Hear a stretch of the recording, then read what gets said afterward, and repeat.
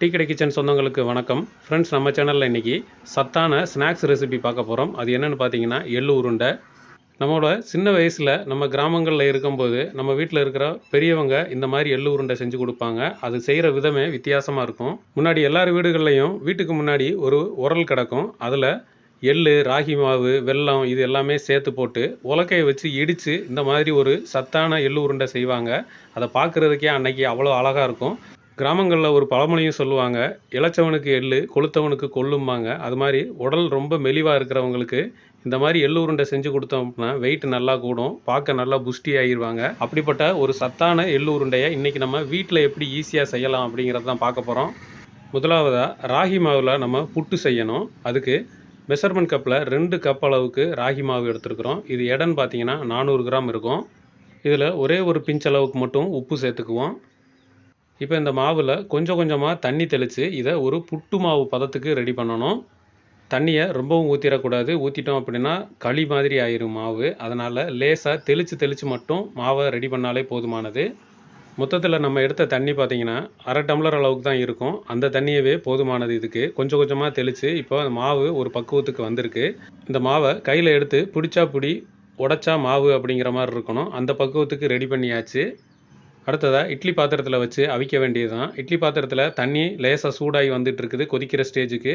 இந்த ஸ்டேஜில் மேலே உள்ள தட்டை மட்டும் வச்சு அதில் ஒரு வெள்ளை துணியை போட்டுக்கலாம். இந்த வெள்ளை துணிக்கு மேலே நம்ம ரெடி பண்ணி வச்ச அந்த மாவை நல்லா சுற்றி பரப்பி விட்டுருவோம். இந்த புட்டு ரெடி பண்ணுறதுக்கு நீங்கள் இட்லி பாத்திரத்துலையும் வச்சுக்கலாம். இல்லை அப்படின்னா குழா புட்டு அவிக்கிற அந்த பாத்திரம் இருந்தாலும் அதுலேயும் நீங்கள் அவிச்சு எடுத்துக்கலாம். இப்போ இதை மூடி வச்சு நல்லா வேக விட்டுருவோம். இப்போ இந்த புட்டு வேகிறதுக்கு ஒரு 10 நிமிஷம் வரைக்கும் ஆகும். இந்த நேரத்தில் அடுப்பில் ஒரு பேன் வச்சுட்டு அதில் 1 கப் அளவுக்கு கருப்பு எள் எடுத்து இதில் சேர்த்துக்கலாம். அடுப்பை லோ ஃப்ளேமில் வச்சு இதை மெதுவாக வறுக்க ஆரம்பிச்சிடலாம். இது கொஞ்சம் கொஞ்சமாக நல்லா பொரிய ஆரம்பிக்கும். கருக விட்டுறக்கூடாது. இந்த எள்ளை வறுக்கிறதுக்கு முன்னாடி நல்லா அதில் கல் மண் எதுவும் இல்லாத அளவுக்கு பார்த்து நல்லா சுத்தம் பண்ணிக்கிறணும். மேக்ஸிமம் நம்ம கடைகளில் பாக்கெட்டில் வாங்கும்போது அது சுத்தமாக இருக்கும். இந்த எள்ளை வறுக்க ஆரம்பித்து இப்போ ஒரு 3 நிமிஷம் வரைக்கும் ஆச்சு. இந்த எள்ளை கையில் எடுத்து பார்த்தோம் அப்படின்னா அந்த சூடு நல்லா தெரியும். அந்தளவுக்கு இருந்தாலே போதுமானது. இதுக்கு மேலே இன்னும் கொஞ்சம் நேரம் இருந்ததுன்னா அது தீஞ்சு போக ஆரம்பிச்சிடும். அதனால் இந்த ஸ்டேஜில் ஸ்டவ் ஆஃப் பண்ணிவிட்டு இதை வேறு ஒரு பாத்திரத்துக்கு மாற்றிடலாம். நல்லா ஆறட்டும். இப்போ அதே கடாயில் மெஷர்மெண்ட் கப்பில் 1 கப் அளவுக்கு நிலக்கடலை பருப்பு எடுத்துருக்குறோம். இந்த பருப்பு நல்லா ஏற்கனவே வறுத்தது தான். வறுத்த பருப்பு எடுத்து தோலெல்லாம் நீக்கிட்டு நல்லா சுத்தம் பண்ணி இதில் சேர்த்துருக்குறோம். லேசாக ஒரு தடவை சூடு ஏற்றினாலே போதுமானது. அடுப்பை லோ ஃப்ளேம்லேயே வச்சு ஒரு 2 நிமிஷம் மட்டும் இதை லேசாக வறுத்து விட்டுட்டு இதையும் எடுத்து இன்னொரு பாத்திரத்தில் மாற்றி நல்லா ஆற வச்சுருவோம். அடுத்ததாக ஒரு அகலமான பாத்திரத்தை எடுத்து வச்சுக்கிறணும். இதில் மெஷர்மெண்ட் கப்பில் 2 கப் அளவுக்கு வெல்லம் சேர்த்துக்கிருவோம். நல்லா பொடிச்ச வெல்லம் தான். இந்த வெல்லம் ஒரு பக்கம் இருக்கட்டும். அடுத்ததாக நம்ம வறுத்து வச்சுருக்கிற நிலக்கடலை பருப்பு நல்லா ஆறிடுச்சு. இதை ஒரு மிக்சி ஜாரில் போட்டு நல்லா கொரன்னு அடித்து எடுத்துக்கிருவோம். இந்த பருப்பை ரொம்ப நைஸாக அடிச்சிடக்கூடாது. இந்தளவுக்கு கொரப்பாக இருந்தால் தான் நம்ம சாப்பிடும்போது அந்த கடலைப்பருப்பு கடிபடும். நல்லா சாப்பிட்றதுக்கு சூப்பராக இருக்கும். இப்போ அடித்த இந்த நிலக்கடலை பருப்பை இதை அப்படியே இந்த வெல்லத்தோடு சேர்த்து வச்சுருவோம். அடுத்ததாக அதே மிக்சி ஜாரில் நம்ம ஏற்கனவே ஆற வச்சு வச்சுருக்கிற அந்த எள்ளை இதில் சேர்த்து இதையும் நல்லா கொரப்பாக அடித்து எடுத்துக்கிருவோம். எள் இந்தளவுக்கு அடித்தாலே போதுமானது. இப்போ இதையும் எடுத்து அந்த கடலைப்பருப்பு, வெல்லம் இதோட சேர்த்து வச்சுருவோம். அடுத்ததாக இந்த 3ஐயும் நல்லா ஒரு கரண்டியை வச்சு மொத்தமாக எல்லாத்தையும் கலந்து விட்டுருவோம். இது நீங்கள் கை வச்சு கலக்கிறனாலும் கலந்து விட்டுடலாம். ஆனால் மொத்தமாக எல்லாத்தையும் ஒன்று சேர்க்கணும். அது மட்டும்தான் இந்த வேலை. இப்போ இந்தளவுக்கு எல்லாத்தையும் நல்லா மிக்ஸ் பண்ணி வச்சாச்சு. இது ஒரு பக்கமாக இருக்கட்டும். இப்போ அடுத்ததாக நம்ம ஏற்கனவே புட்டு அவிக்கிறதுக்காக பாத்திரத்தை அடுப்பில் வச்சுருக்குறோம். அது கிட்டத்தட்ட 10 நிமிஷம் ஆயிடுச்சு. புட்டும் நல்லா ரெடியாகி வந்துருச்சு. இந்த நேரத்தில் ஸ்டவ்வை ஆஃப் பண்ணிவிட்டு இதை கீழே இறக்கி வச்சிடலாம். இப்போ அந்த துணியோடு சேர்த்து எடுத்து இதை இன்னொரு பாத்திரத்துக்கு மாற்றிடுவோம். மாற்றி இது எல்லாத்தையுமே நல்லா ஆற விட்டுருவோம். ஏன்னா நல்ல சூடாக இருக்கும். அதனால் ஒரு கரண்டியை வச்சு நல்லா கிளறி விட்டுட்டு ஒரு ஃபேன் காற்றுல கூட கொஞ்சம் நேரம் நல்லா ஆற விட்டுறலாம். இப்போ கிட்டத்தட்ட ஒரு 10 நிமிஷம் நல்லா இந்த புட்டு ஆறி பொலுன்னு உதிரியாக வந்துருச்சு. இப்போ இந்த ஸ்டேஜில் ஒரு மிக்சி ஜாரில் இந்த நம்ம எடுத்து வச்சுருக்கிற இந்த புட்டில் கொஞ்சமாக சேர்த்துக்கிறணும்.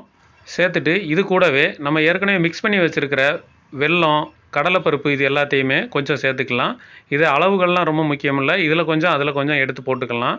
இப்போ இதை ஒரு 10 செகண்ட் மட்டும் மிக்சியை ஓட விட்டு எடுத்தோம் அப்படின்னா எல்லாமே நல்லா மிக்ஸ் ஆகிரும். இந்தளவுக்கு இதில் எண்ணெயோ தண்ணியோ எதுவுமே எக்ஸ்ட்ரா சேர்க்க வேண்டியதில்லை. அந்த வெல்லத்தில் உள்ள அந்த ஈரமே பார்த்திங்கன்னா நல்லா கட்டியாகி வந்துடும். இதை அப்படியே இன்னொரு அகலமான பாத்திரத்தில் சேர்த்துக்குருவோம்.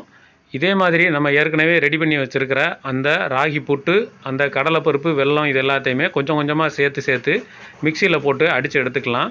நார்மலாக முன்னாடியெல்லாம் இது எல்லாத்தையுமே மொத்தமாக போட்டு உலக்கையை வச்சு இடித்து மொத்தமாக கட்டி சேர்த்துருவாங்க. ஆனால் இன்றைக்கி அதுக்கான வாய்ப்புகள் நிறைய பேருக்கு கிடைக்காது. அதனால தான் நம்ம இதை கொஞ்சம் கொஞ்சமாக சேர்த்து மிக்சியில் அடிக்கிறோம். ஒருவேளை உங்கள் வீட்டில் அந்த உலக்கை இது எல்லாமே வச்சுருந்தீங்க அப்படின்னா, தாராளமாக இது எல்லாத்தையுமே நீங்கள் மொத்தமாக போட்டு அதில் இடிச்சிங்க அப்படின்னா எல்லாமே ஒன்று சேர்ந்து கட்டியாகி வந்துடும். அந்த மாதிரி உரலில் இடித்து நம்ம ரெடி பண்ணி சாப்பிட்டோம் அப்படின்னா, இந்த மிக்சியில் அடித்ததை விட அது டேஸ்ட்டு இதை விட சூப்பராக இருக்கும். வாய்ப்பு இருக்கிறவங்க அந்த மாதிரியும் மிக்ஸ் பண்ணிக்கலாம். இப்போ இதே மாதிரி மீதம் இருக்கிற எல்லாத்தையுமே அடித்து மொத்தமாக போட்டு ஒரு தடவை எல்லாத்தையும் நல்லா கலந்து விட்டுருவோம். அடுத்ததாக இது எல்லாத்தையுமே ஒன்றா நல்லா கலந்து விட்டாச்சு. இனிமேல் இதை உருண்டை பிடிக்க வேண்டியது தான் வேலை. நம்ம ரெடி பண்ணி வச்சுருக்கிற அந்த எள்ளு மாவை எடுத்து சின்ன சின்ன உருண்டைகளாக உருட்டி எடுத்து வச்சுக்கலாம். கையில் உருட்டும் போதே தெரியும், அந்த எள்ளில் இருந்து நல்லெண்ணெய் கொஞ்சம் கொஞ்சமாக வர ஆரம்பிக்கும். இதில் நம்ம கையில் எண்ணெயோ இல்லை தண்ணியோ எதுவுமே தொட்டுக்க வேண்டாம்.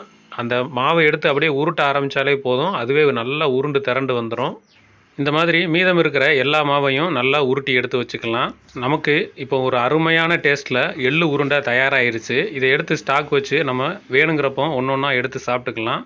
சின்ன குழந்தைகளுக்கெல்லாம் கொடுத்தோம் அப்படின்னா அவ்வளோ அருமையாக விரும்பி சாப்பிடுவாங்க. அது மட்டும் இல்லாமல் பருவம் அடைஞ்ச பெண் குழந்தைகளுக்கு இந்த மாதிரி எள்ளு உருண்டை செஞ்சு கொடுத்தோம் அப்படின்னா அவங்களோட இடுப்பு எலும்புகள்லாம் நல்லா ஸ்ட்ராங்காகுன்னு பெரியவங்க சொல்லுவாங்க. அதனால் உங்கள் வீட்டில் இருக்கிறவங்களுக்கும் இதே மாதிரி எள்ளு உருண்டை செஞ்சு கொடுங்க. அது மட்டும் இல்லாமல் நீங்களும் சாப்பிட்டு பார்த்துட்டு உங்களுக்கு டேஸ்ட் எந்த மாதிரி இருந்துச்சு அப்படிங்கிறதையும் மறக்காமல் கமெண்ட்டில் சொல்லுங்கள். நம்ம அடுத்து ஒரு சூப்பரான வீடியோவில் சந்திக்கலாம். நன்றி, வணக்கம்.